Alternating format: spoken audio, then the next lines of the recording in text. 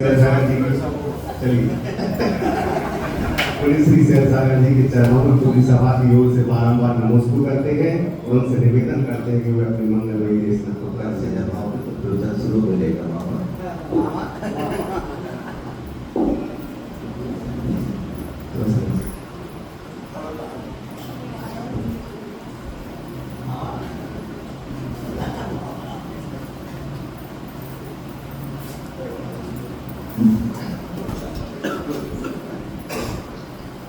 गुरु पूजा का शास्त्रों में देवो लिखित विधान, ब्रह्मा विष्णु महेश से ऊंचा गुरु का स्थान, ऊंचा गुरु का स्थान। और पंच परमेश्वरी भगवान की परम पूज्य 108 आचार्य गुरुश्री विद्यासागर जी महाराज की, परम पूज्य 108 आचार्य श्री समय सागर जी महाराज की, परम पूज्य 108 श्री प्रमोद सागर अचल सागर जी महाराज की,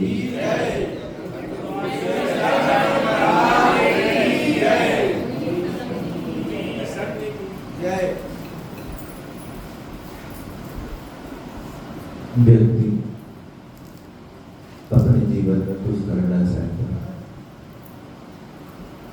और कुछ करने के लिए वो कुछ उपक्रम भी शुरू करता है और उपक्रम शुरू करने के बाद उसको सफलता प्राप्त होनी मिलती है। पूरा पुरुषार्थ भी करता है, सब कुछ जो कुछ कहा जा रहा है सारी चीज कर रहा है, उसके बाद उसको सफलता प्राप्त नहीं हो रही। उसका उसके लिए कारण क्या है, कौन सा कारण है इसके लिए उसको सफलता की प्राप्ति नहीं हो पाई। तो उसकी सफलता की प्राप्ति न होने में एक ही कारण दिया कि पुण्य की कमी। अब पुण्य की कमी के लिए कह दिया कि पुण्य की कमी कारण तुम्हारी सफलता तुम्हारे पास नहीं आ पाई, तो सफलता प्राप्त करने के लिए पुण्य करना है। अब पुण्य करना तो पुण्य की शुरुआत कहाँ से हो और पुण्य की शुरुआत कैसे करें। तो पुण्य की शुरुआत के लिए कहा क्योंकि सभी धर्मों के अनुसार अलग अलग क्रिया होगी। अब जैन दर्शन के अनुसार कहा कि सबसे पहले आपको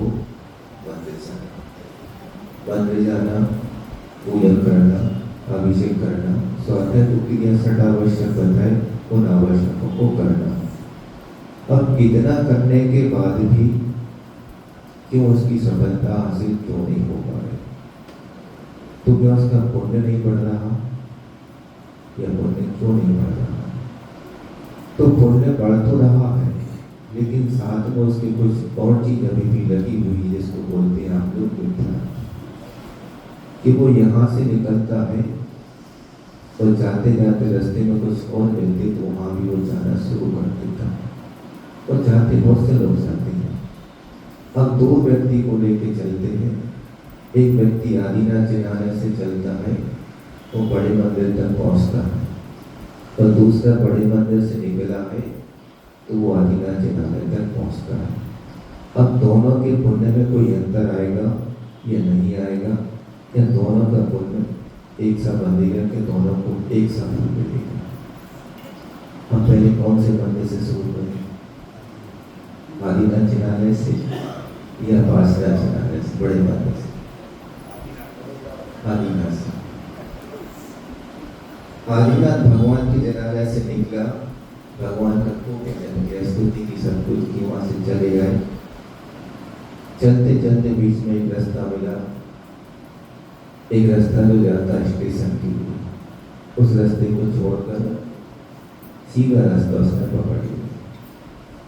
तो थोड़े से आगे बढ़कर के आए तो श्यामला मंदिर में आकर के उसने भगवान के दर्शन किए, वहाँ पर भगवान की भक्ति की पूजा अर्चना की। वहाँ से निकला तो आदिनाथ भगवान से पुण्य अर्जन शुरू करके चल दिया उसने। आता गया श्यामला मंदिर आया, वहाँ से भगवान की भक्ति की, वहाँ से फिर आगे बढ़ा शांतिनाथ मंदिर आया। शांतिनाथ मंदिर में आकर के भगवान की स्तुति की, शांति विधान किया, सारी क्रिया की। यहाँ से फिर आगे चले, फिर एक चौराहा पड़ा। अब चौराहे पर खड़े होकर के सोच रहा कि मुझे जाना किस ओर। अब उस चौराहे का नाम जो है वो कौन सा है? संजय चौराहे का अर्थ समझ, उसका नाम चौराहा। किसी और होता तो फिर भी लगा देती कि उसका नाम संजय चौराहा है। बड़ा लोग सोचना कि क्यों लिखने वाले उसका नाम क्यों रखा। तो चौराहे पर व्यक्ति खड़ा होकर के सोच रहा कि मैं जाऊं तो कहाँ जाऊं, कोई मुझे रास्ता बता दे कि सही रास्ता यहाँ जा रहा है। एक चौराहा छोड़कर के आए, लेकिन अभी चौराहा ही तो वो सीखते रहा था, क्योंकि चौथा रास्ता वहां बंद था। तो आगे आकर के चौराहे पर खड़ा होकर मैं कौन सा रास्ता जाऊं जहां मुझे सब कुछ मिल सकता है जिसके लिए जाने की मैंने घर से निकला। अब कोई बताने वाला नहीं, तो आंख बंद करके खड़ा हो जाता है और अपने आप से पूछता है कि बताओ कहाँ चलना। क्योंकि जिससे पूछोगे वो अपने अपने रास्ते सब बता देंगे। अब कौन साथी उसका? उसका जो साथी स्वयं उसका ये आत्मा है, वो उससे पूछता है कि बताओ मुझे अब कौन से रास्ते पर चलना। इस रास्ते पर जाते हैं तो दमोह पहुंचेंगे, इधर से जाएंगे तो सायपुर पहुंचेंगे, आगे जाएंगे तो बड़ा कोटा जाएंगे, और पीछे जाएंगे तो कहाँ जाएंगे? पाली का किनारे जहाँ से आए थे हम वहीं पहुंच जाएंगे। मुझे चारों को छोड़ करके कहीं और जाना है तो कहाँ जाया जाए। तब वो सोचता कि कहता नहीं, अब सामने वाला कहता है जिससे पूछा हो गया जिस रास्ते पर चल रहे हो उसे रास्ते से सीधे सीधे चले चलो तो मंदिर तक पहुंच ही जाओगे। ठीक उसने आगे खोली, अपने कदम बढ़ाना शुरू किए और कदम बढ़ाते बढ़ाते फिर पहुंचा। पहले आदिम तीर्थंकर के पास गए, फिर पहुंच गए अंतिम तीर्थंकर के पास। तो वहां भी जाकर के उसने सब कुछ किया जो उसको करना चाहिए, पूजा की, भक्ति की, अर्चना की, सारी चीज करते चले। वहां से निकले तो आगे पहुंच गए नंदीश्वर धाम कि जहाँ पर आकृतिक जिनालय है और कितनी बड़ी बड़ी प्रतिमा है, जो 500 धनुष की प्रतिमा है। आपको नंदीश्वर पूजा में पड़ते कितनी है, क्या है? बड़ा ध्यान मानस किया है आपने? बस नहीं, श्यामानंद स्वीकृत ऐसी कुछ है तो उसमें की प्रतिमा को वर्णन दिया है 500 धनुष की प्रतिमा पद्मासन में। अब आप कल्पना करो कि 500 धनुष की प्रतिमा पद्मासन में कितनी विशाल होगी। ऐसी प्रतिमाओं के वर्णन करता जा रहा हूँ। नंदीश्वर पूजन पढ़ रहा है और ध्यान लगा के देख रहा है कि वास्तव में जो लिखा उतनी बड़ी बड़ी प्रतिमाएं भी हैं। उनके दर्शन करके वहां से निकला आगे और पहुंचा तो कहाँ पहुंच गए? शीतलनाथ भगवान के चरणों की। भगवान आपके चरणों में शीतलता मिल सकती है और कहीं नहीं मिल सकती। अब शीतलनाथ भगवान की स्तुति करते वहां से पहुंचे कहाँ पर? पार्श्वनाथ भगवान के चरणों। कितने उपसर्गों को सहन करे आपने भगवान, इतनी क्षमता आपके अंदर आखिर आई कहाँ से? कि अभिषेक आपका किया तो कैसे किया?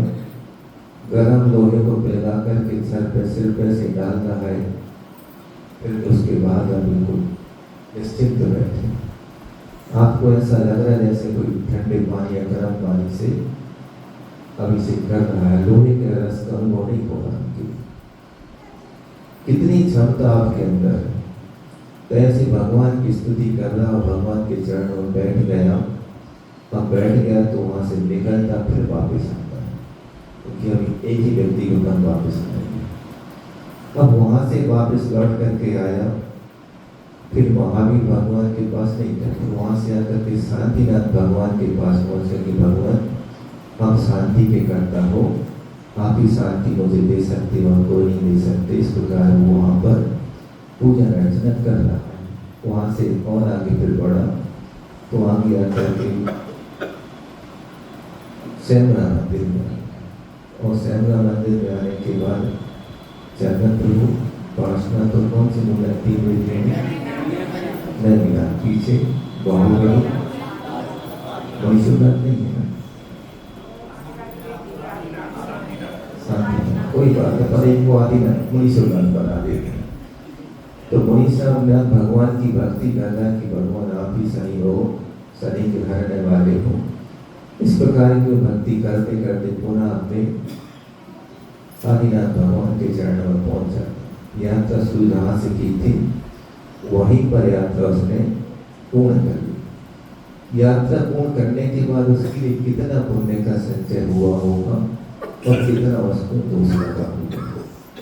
उसने पुण्य का संचय भी पूरा किया, लेकिन थोड़ा बहुत तो उसको लगा। अब जो दूसरा व्यक्ति था, अब यहाँ से चलते पार्श्वनाथ मंदिर से, पार्श्वनाथ मंदिर से चला सीधे चलते चलते जिस प्रकार पहला वाला व्यक्ति गया था सारी क्रियाएं करते हुए, उसी प्रकार ये भी करता चला आ रहा है और आदिनाथ जिनालय तक पहुंच गया। और आदिनाथ जिनालय से लौटने के बाद अब वो व्यक्ति कहाँ तिराहे पर खड़ा है। अब तिराहे पर खड़ा होकर के सोचता है कि अब मैं पार्श्वनाथ मंदिर जाऊं या साईं धाम के मंदिर जाऊं। अब दोनों की भक्ति में देखिए, भक्ति दोनों करता है, एक सी भक्ति की दोनों। अब ये यहाँ से लौट करके आ रहा है, तिराहे पर खड़ा हो रहा, सोचता है कि इधर मंदिर है, इस मंदिर में जो बन सकती है। तो उस मंदिर में जाकर के भोग दे रहा, भक्ति पूजन अर्चना कर रहा है। और वहां से निकला, वहां से निकल के फिर तिराहे पर आए, फिर वो आगे बढ़ता है। तो आगे आकर के संकट मोचन मंदिर में प्रवेश करता है मंदिर। इसी लाइन में थोड़े से जाओगे आगे, इधर नहीं, इधर तो वहां करके संकट मोचन मंदिर में जाकर के अपना क्रिया करता। किसकी कह रहा है? अंजना के पुत्र। अब वो अंजना के पुत्र की भक्ति तो कर रहा है, लेकिन भक्ति में मन में सब कुछ कर रहा है, लेकिन दोनों क्रिया करता। इधर आके पहले की, उधर आकर के लौट के करता, क्योंकि उसको भगवान के ऊपर विश्वास तो है। लेकिन वो कहता कि जैसे अपने भगवान जैसे वो सारे भगवान एक से, भगवान में कोई फर्क तो है नहीं। हमारे हनुमान जी भी हैं, उनके हनुमान को मानते, और दोनों हैं, दोनों एक ही माँ के भगवान पुत्र हनुमान। लेकिन अंतर कितना है? अंतर बस इतना है कि वो सरागी और हमारे यहाँ इतना ही, हम दोनों को मानते। तो सामने वाला भी कहता कि जब दोनों एक ही माँ के पुत्र हैं, एक ही माँ का है, भगवान अपने और क्या भी सब वही है, तो क्यों ना कोई मान लिया। तो भगवान को पूछता है, वहाँ भी बैठ करके भक्ति अर्चना कर रहा है। वहां से आगे आता, फिर संजय चौराहे पर खड़ा हो जाता। आपके पास में अब ये पूछता नहीं कि मुझे कहाँ जाना। अब कहाँ जाएगा तो उसी का दमोह रोड पकड़ता है, और दमोह रोड पर भी एक मंदिर पड़ता है। क्योंकि आप लोग को ज्यादा मालूम कि कौन कौन से मंदिर कहाँ है, कौन कौन से मंदिर आप लोग जाते हो। तो बिलाकुल है और संजय चौराहे के बीच में भी एक मंदिर पड़ता है।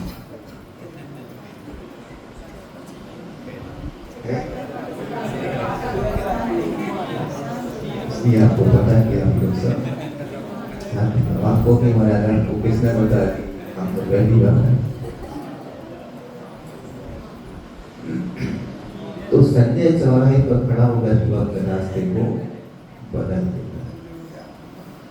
हम बदल लेता तो वहाँ भी भक्ति अर्चना करता है, हो सकता है यहाँ कुछ मिल जाए, तो वहाँ उसमें कुछ नहीं मिलता। तो आगे फिर विरागोदय पहुंचा, तो वहाँ से फिर लौटता है। और वहाँ से लौटने के बाद फिर चौराहे पर खड़ा हो गया। चौराहे पर खड़ा होने के बाद फिर वो अपने मंदिर की ओर जाता है। नंदीश्वर धाम और नंदीश्वर के बीच में भी शायद फिर एक मंदिर और पड़ेगा।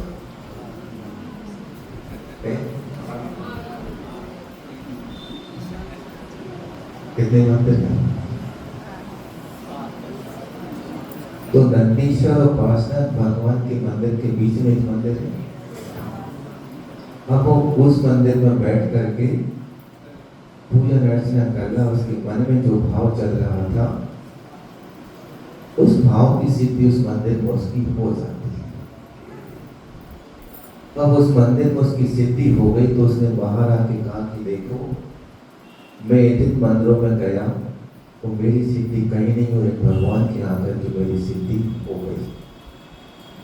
तो अब मेरी सिद्धि हो गई तो मुझे अब किसी भगवान के यहाँ नहीं जाना, बस मेरे भगवान तो यही है। अब दूसरा व्यक्ति क्या सोचता वो जो पहले निकला था और इस व्यक्ति की सोच में कितना अंतर हो गया कि जिसको मैं माना कि मेरा भगवान यही है, यही सब कुछ करने वाले, यही देने वाले हैं, लेकिन उसको ये सब मिला तो मिला कैसे? इसने कौन सा पुण्य किया पहले इसको जब ये मिला? कौन सा पुण्य किया? जब वो व्यक्ति मंदिर से निकला, पार्श्वनाथ मंदिर से, तो भगवान की अर्चना की, उसके बाद नंदीश्वर, शीतलनाथ, नंदीश्वर, महावीर नारायण, शांतिनाथ, सैमना मंदिर और आदिनाथ मंदिर तक पहुंचे। यहाँ तक भक्ति की, किसकी भक्ति की? जिनेंद्र भगवान की उसने भक्ति की। और जिनेंद्र भगवान की भक्ति करने में इतना पुण्य का संचय उसने कर लिया कि वहां से निकलने के बाद 4-5 मंदिर और गया, लेकिन यहाँ तक कुछ नहीं हो। जैसे ही वो आखिरी वाले मंदिर में पहुंचा, उसका पुण्य का उदय आ गया और पुण्य का उदय आ गया, उसका काम बन गया। अब उसका काम बन गया तो क्या कहता कि देखो सारे भगवान कोई काम के नहीं है, सिर्फ यही भगवान काम की जल्दी सुन लेते। तो उसकी श्रद्धा उन भगवान के ऊपर हो गई, क्योंकि आप लोगों की श्रद्धा भी बहुत से है।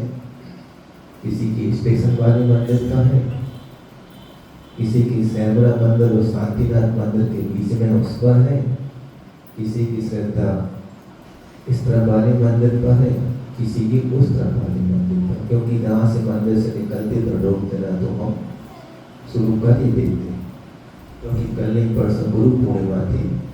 तो गुरु पूर्णिमा के दिन हम देख रहे थे कुछ लोग इधर आए, पहले महाराज जी के यात्रा करके चढ़ाया, वंदना की और जाकर के वो संकट मोचन मंदिर में भगवान की भक्ति करने चले गए। हमने कहा देखो कितने अच्छे लोग हैं कि वितराग भगवान को छोड़ करके किनके पास जा रहे हैं? रागी सरागी को छोड़ करके कहाँ जा रहे हैं? सरागी को छोड़कर किनकी सरागी कि वितरागी को छोड़ करके सरागी की वंदना शुरू करने जा रहे, किसको? गुरु मान रहे। हमने कहा ठीक है कोई बात नहीं, का पुण्य इतना ही है, कुछ नहीं कर सकते। तो उस भगवान उसकी उस व्यक्ति की श्रद्धा भगवान के ऊपर होगी, उनको सब कुछ मानना शुरू कर दिया। अब वो जो कुछ भी करता है अब मैं इन्हीं के लिए करूँगा, इनके अलावा किसी मंदिर में कुछ नहीं करूँगा। अभिषेक करने जाना है चले जाओगे, कौन से मंदिर जाना? पार्श्वनाथ मंदिर, आदिनाथ, शीतलनाथ, कोई से मंदिर नहीं जाना, बस मैं उन्हीं के मंदिर जाऊँगा। दान देना है, देना है, कहाँ देना है? तो उसी मंदिर में। जो कुछ करना है सब अब उसी मंदिर में करना। मैं किसी दूसरे मंदिर में जो कोई भगवान से मतलब नहीं, सिर्फ भगवान तो वही मेरे लिए सब कुछ है। अब उनकी नाम वो सब कुछ कर रहा है।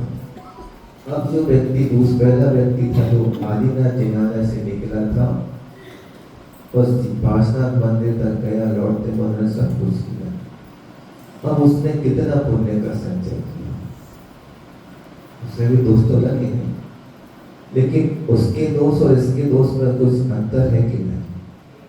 तो कहा दोनों के दोष में जमीन आसमान का अंतर है। पहले वाले जो दोष लगाए हैं वो सम्यक प्रकृति के उदय से उसने दोष लगाए। तो कौन कौन से दोष लगाए? 3 दोष होते सम्यक प्रकृति के उदय, जल, बल और अभाव। इनके कि ये मंदिर मेरा है, यही भगवान ऐसे करने वाले हैं, इसके अलावा कोई दोष नहीं। इसे मिथ्यात्व का दोष नहीं लगा। उसने सरागी देवी देवता को नहीं पूजा। पूजा किसको है? वीतरागी को ही पूजा। लेकिन मुखिया मान लिया कि शांतिनाथ भगवान शांति के करता है, महावीर भगवान, आदिनाथ, पार्श्वनाथ भगवान शांति के करता नहीं, ये मानकर उसने पूजा की। दोष तो है, लेकिन वीतराग का दोष ने नहीं छोड़ा। तो इस दोष को तो हम मिटा सकते, लेकिन जो दूसरे वाले ने दोष लगाया है, उसने कितना दोष लगाया तो उसके दोष को हम नहीं बता सकते, क्योंकि तत्काल तो उसको फल तो मिल गया।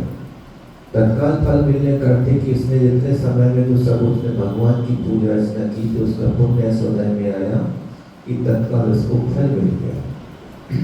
लेकिन पहले वाले ने भक्ति पूजा अर्चना की तो उसका पुण्य का फल अभी वो दैव नहीं आया तो उसको अभी नहीं मिल रहा।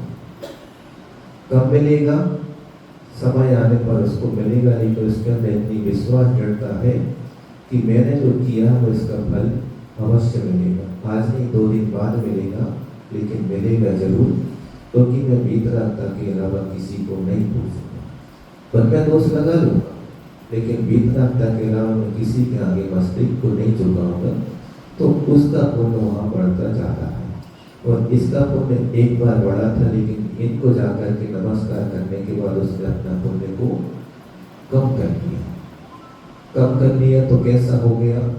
इसको जिस चीज की प्राप्ति करनी थी उस चीज की प्राप्ति तो उसको हो गई, लेकिन जैसे जैसे उसका पुण्य कम होता जा रहा था तो वो भी नीचे नीचे धीरे धीरे धीरे आकर के जमीन के लेवल से आ गया। अब क्या करें? छोड़े भगवान को? भगवान को दोष दे, भगवान तुमने ऐसा कैसे कर दिया? पुण्य था, कितना था?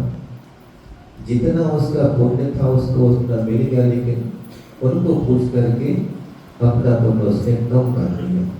तो धीरे कम करते बढ़ते जितना बड़ा उतना करके नीचे आ गया। लेकिन जो पहले वाला व्यक्ति था उसने भगवान को भीतरा मुद्रा को नहीं छोड़ा, उसी में अपना कर्म करता रहा और पुण्य का संचय करता रहा। और जब पुण्य का उदय आता कहते कि जब देने वाला जब भी देता तो छप्पड़ फाड़ कर देता, और जब उसको मिला तो ऐसा छप्पड़ फाड़ के मिल गया, जैसे पथरिया वालों को छप्पड़ फाड़ के मिला। कितने साल से मिल रहा है? ये 24 तो बिल्कुल खाली गया नहीं गया खाली। कुंडलपुर जाते समय तो कुंडलपुर से 8 के समय इतना मिला, छप्पड़ फाड़ के मिला। ये किसका फल है? ये आप लोगों की भीतरा भगवान की भक्ति करने का फल है। ये फल अभी का नहीं सोचना। आप उस दिन भी कहा था परसों कि ये कितने जन्मों का पुण्य संचय किया जब ऐसे आचार्य से विद्यासागर जैसे महाराज मिले और उनके आशीष और उनके संकेतों का पालन करने का मुझे सौभाग्य मिल रहा। कब का पुण्य है? अभी का कितने जन्म? कैसा कि कौन सा पुण्य का संचय हमने किया था? तो तीर्थंकर तो नहीं मिले, लेकिन तीर्थंकर से कम विद्यासागर भी मिलते। कि ऐसे तीर्थंकरों की वाणी को जिन्होंने सुना, उनकी वाणी का उपदेश हमको दिया है, हम कितने सौभाग्यशाली हैं। लेकिन अपने आप को सौभाग्यशाली मानते नहीं, मानते पक्का नहीं? पक्का है? कभी जवान गर्भवती कर गया कि उधार देकर गया, उधार देकर गया या लेकर गया? अगर लेकर के आए कि बोलो कि महाराज हम लोग बहुत पुण्यशाली हैं, जो आचार्य विद्यासागर के संकेत करने का पालन मुझे करने को मिल रहा, बोला अपने मुँह से।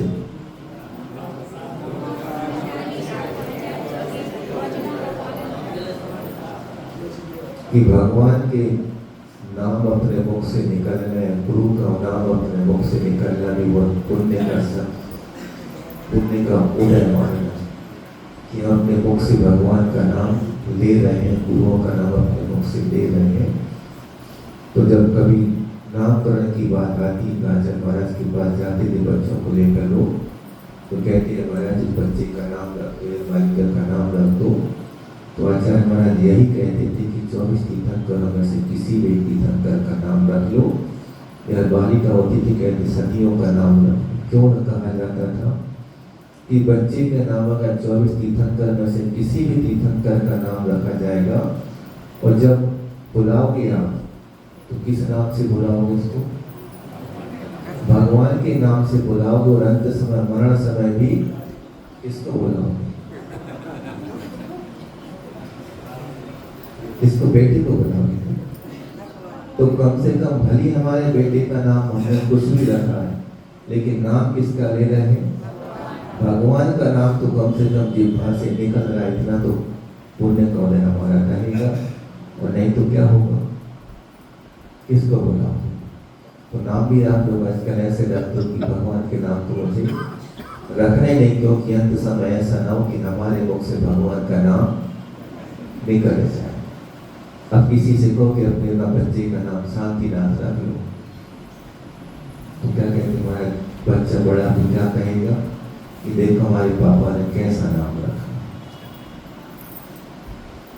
बच्चा कहे ना कहे, लेकिन हम जरूर सोचे कि बच्चा ऐसा ना हो कल के दिन कहे कि पिताजी आपने हमारा कैसा नाम रखा।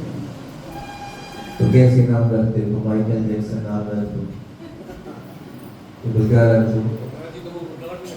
डब्लू रख दो।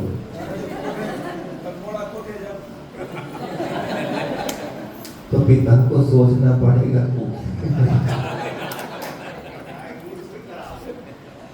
सोचना पड़ेगा कि हम किसकी पिटाई करेंगे।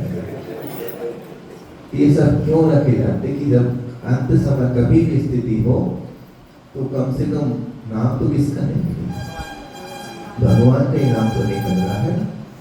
अब कभी की बार अपने बच्चों को क्या बोलते हो? गधा करेगा,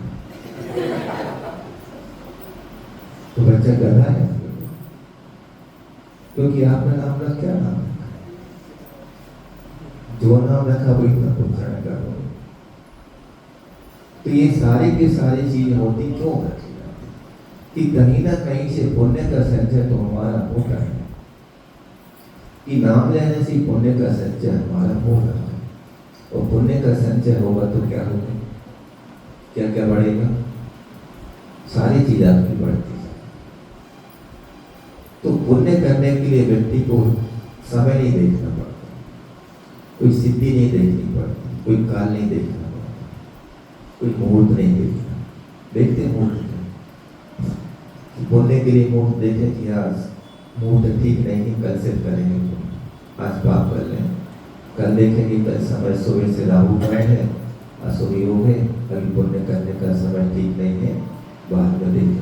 2 दिन चलेगा, तीसरे दिन योग तो अच्छा है लेकिन मुहूर्त ठीक नहीं है, हम मुहूर्त ठीक आएगा तब देखेंगे। तो पंडित ने कहा आज का मुहूर्त ठीक नहीं है, कल से देखेंगे। 3 दिन निकल गए, चौथे दिन हाँ आज मुहूर्त ठीक है लेकिन योग अच्छा नहीं है, तो पंडित जी थोड़ा सा ही कर देना और टल सकता है क्या? तो पंडित जी पेश पढ़ते थे, हाँ थोड़ा सा कुछ दे दो, हम मूर्ति भी बदल देंगे और सब कर देंगे। पंडित जी को 100 रुपये दिए, तो उन्होंने कहा 4 दिन बाद योग अच्छा है, मुहूर्त अच्छा है, सब कुछ अच्छा है, इसलिए आप पुण्य करना शुरू कर दो। आज कौन सा दिन हो गया? मंगलवार तो है। स्थापना के बाद कौन सा दिन हो गया? क्योंकि अभी आप लोगों के ना तो मुहूर्त निकला है ना योग निकला है, कुछ बने नहीं, बने नहीं। तो पुण्य के कार्य के लिए कभी मुहूर्त नहीं देखा जाता, जब समय मिले तभी से काम शुरू कर दो। ये मत देखो कि कौन सा योग चल रहा है, कौन सा क्या चल रहा है, कौन सा काल चल रहा है, सब कुछ चल रहे हैं, मुझे तो बस पुण्य का संचय करना है। हमारे कर्म को जैसा होगा वैसा चले, लेकिन पुण्य का कार्य तो हम आज से नहीं अभी से शुरू करते हैं। काल करे सो आज करे सो और आगे। ये क्यों कहा आपने? आगे जो कार्य तुम्हें कल करना था वो अब कल के ऊपर क्यों कर? आज तो शुरू कर दो, कल आएगा जब कल की देखेंगे। कल के चक्कर में हम आज का खाना क्यों छोड़ के बैठे?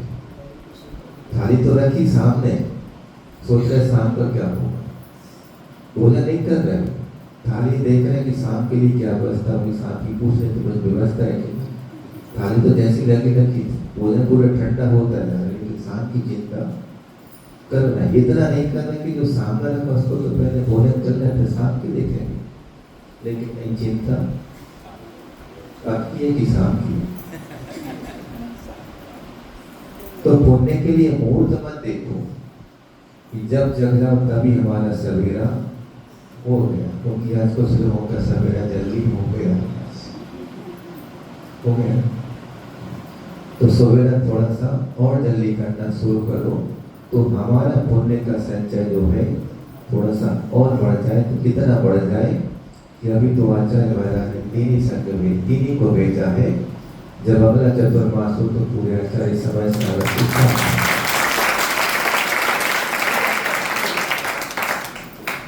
इतना पुण्य का संचय आपको करना।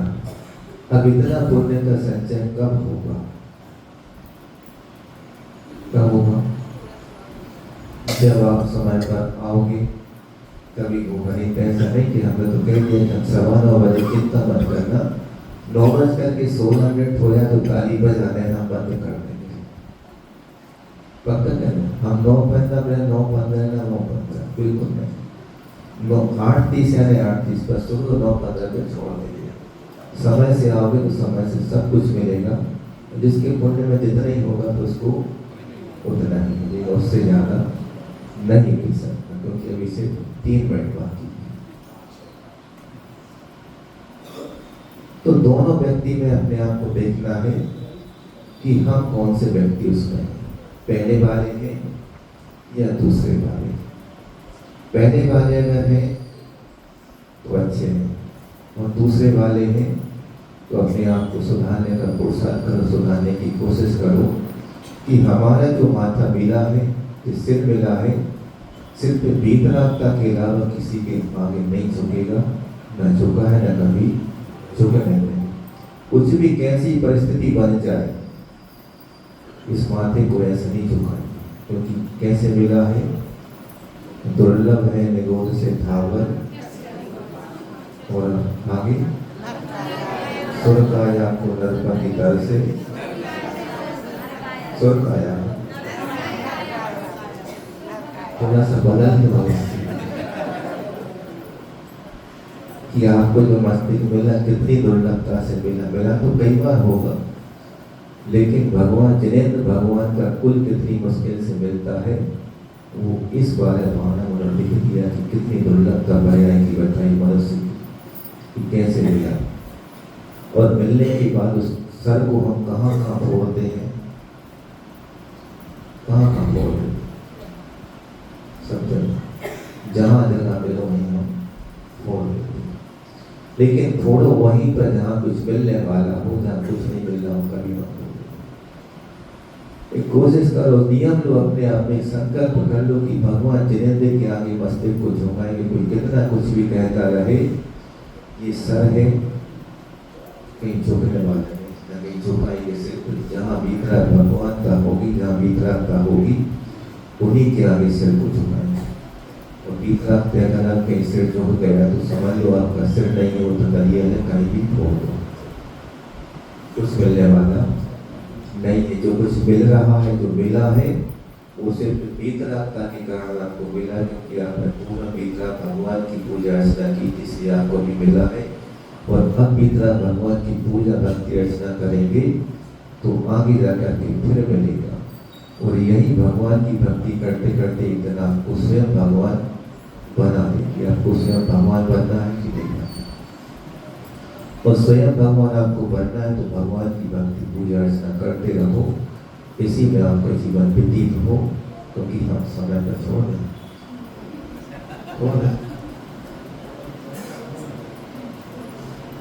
क्योंकि 10 मिनट शुरू हुआ था, हम छोड़ देंगे, छोड़ दें।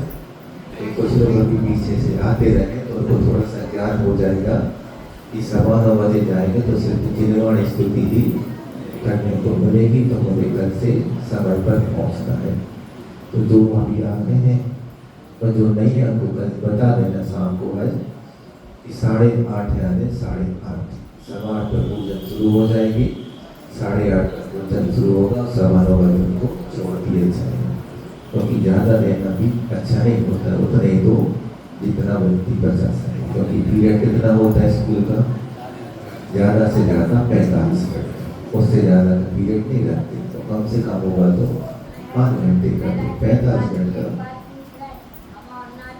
अभी लोग जाओ, वो बाद में बताएं। तो अभी से पूजन भक्ति अर्चना की बात चल रही है। जितनी भक्ति पूजन अर्चना करो उतना आपको मिलेगा, क्योंकि पूजन जो भक्ति अर्चना होती है वो द्रव्य से भी होती है और भाव से भी होती। तो भाव से पूजन करने के लिए किसके लिए कहा है, तो कहा जो मुनि महाराज उनके पास कुछ नहीं, तो वो उनसे ये कहा कि आपको भाव के साथ भक्ति पूजन अर्चना करना है, और हम गृहस्थ हैं तो हमारे पास द्रव्य है तो द्रव्य के साथ भक्ति पूजन अर्चना करना। क्योंकि कुछ लोग बोलते हैं कि इस थाली से उठाया, इस पर चढ़ा दिया, तुम क्या मिला, इसमें तो भाव से करो तो सब कुछ मिलने वाला है। तो कभी कभी हम लोग भी कह देते कि 56 प्रकार के व्यंजन रखे हैं, थाली में अच्छे अच्छे रखे हैं, और कर लो कि मैंने रसगुल्ला भी खा लिया, गुलाब जामुन भी खा ली, साग खा लिया, पेट भर गया, थाली उठा करके खिसका दी। तो वहां से भाव क्यों नहीं होता, वहां भी भाव से भोजन कर लो। तो पुण्य के संचय की जहाँ बात आती तो वहां तो कहती तो जड़ की क्रिया क्या करना, तो जड़ की क्रिया उसमें भोजन में नहीं हो रही। भोजन में और पैसा कमाने में जड़ की क्रिया नहीं देखते वो लोग, सिर्फ वो कैसे देखते हैं, पूजन करने में जड़ की क्रिया है, भोजन और परिग्रह संचय करने में जड़ की क्रिया नहीं होती है। तो ऐसे लोगों से भी थोड़ा सा बच के रहना, नहीं तो वो संसार में स्वयं तो भटक रहे हैं और आपको भी भटका देंगे, क्योंकि उनको संसार में रहना अच्छा लगता है और अच्छा लगेगा, और आप लोगों को संसार में मुझे रहने नहीं देना, क्योंकि जब मैं नहीं रहूँगा संसार में तो आप लोगों में कैसे रहना दूँगा। गुरु जी यही कहते थे कि हम बाद में चले जाएंगे मोक्ष, लेकिन हमसे पहले सारे मोक्ष चले जाए, ऐसे खुशी की बात पर जरूरत क्या हो। एक संस्मरण सुना करके अंतिम की बात करता हूँ कि आचार्य महाराज जब शिखर जी की वंदना करने गए थे, क्योंकि हमें उस समय पता नहीं था, तो मुझे किसी महाराज ने सुनाया था कि आचार्य महाराज वंदना करने गए शिखर जी की, और बीच पहाड़ में जाकर के खड़े हो गए। अब बीच में खड़े हो गए, बोले सबको निकालते जा रहे, और बोले पीछे आचार्य महाराज आगे चले कि पीछे चले, और खुद आगे चलना चाहिए, तो सबको आगे निकालते जा रहे थे। और आगे निकालते देख लिया कि पूरा संग निकल गया, तब पीछे से वो चले, और वंदना करने के बाद आगे लौट के फिर महाराज ने किसी महाराज ने शंका रख दी कि आचार्य महाराज आपको सबसे आगे चलना चाहिए, आप सबसे पीछे क्यों चले वंदना करने के लिए। तो उन्होंने जवाब दिया, अगर हम आगे चलते तो हो सकता पीछे वाले पीछे रह जाते, हम पीछे इसलिए चले कि हमसे आगे जो चल रहे हैं और जो पीछे रह गए वो सब आगे निकल जाए, वो पहले जाकर के सिद्ध से ना बैठ जाए, उनके बाद हम जाकर के उनकी भावना कितनी अच्छी कि हमारा कल्याण तो हम कर ही लेंगे, लेकिन जो पीछे आ उनका कल्याण कैसे हुआ, तो उनको पहले आगे चलाओ, तुम लोग चलो आगे आगे, पीछे से हमारे पीछे कोई ना रह जाए, इसलिए हम सबको आगे बढ़ाते जा रहे हैं। तो महाराज का भावना यही था कि आप लोग भी सुन लो कि जहाँ भी जाओ, जहाँ भी जो भी करो, सबको आगे निकालते जाओ।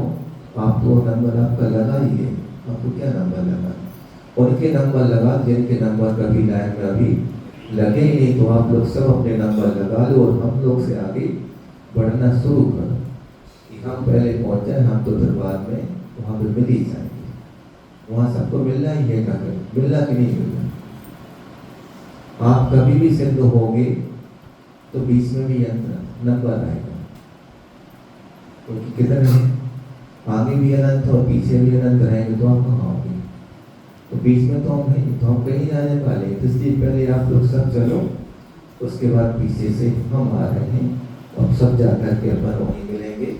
तो कल से समय का विशेष ध्यान रखना इन्हीं बात को लेकर के कि भक्ति पूजन अर्चना करना तो है, किसकी करना है, वीतराग भगवान की पूजन अर्चना करना, जिससे पुण्य का संचय हो सके। पुण्य का संचय कितना करना है कि मुझे भगवान संसार की कोई संपत्ति नहीं चाहिए, न मुझे संपत्ति से कोई प्रयोजन है, मुझे तो बस एक ही संपत्ति चाहिए है, इसको मोक्ष रूपी लक्ष्मी बोलते हैं, उसके अलावा किसी संपत्ति की आवश्यकता नहीं है। वो लक्ष्मी ऐसी है कि एक बार मिलने के बाद वो कभी छूटती नहीं होती। संसार की लक्ष्मी तो ऐसी कई बार मुझे मिली है और छूट गई, स्थिर रहने वाली नहीं, तो मुझे स्थिर रहने वाली लक्ष्मी चाहिए। वो सिद्ध कहाँ मिलेगी, आपको सिद्ध से अलावा के अलावा कहीं नहीं मिलेगी। आप सबको मोक्ष रूपी लक्ष्मी प्राप्ति की भावना के साथ अहिंसा पर मोक्ष रहेगी।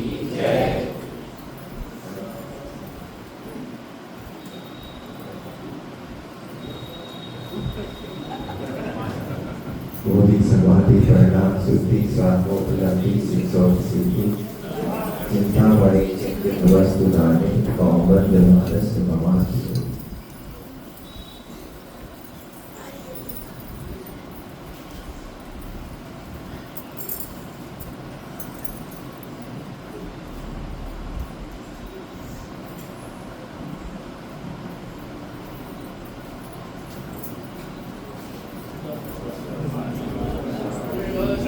Gracias.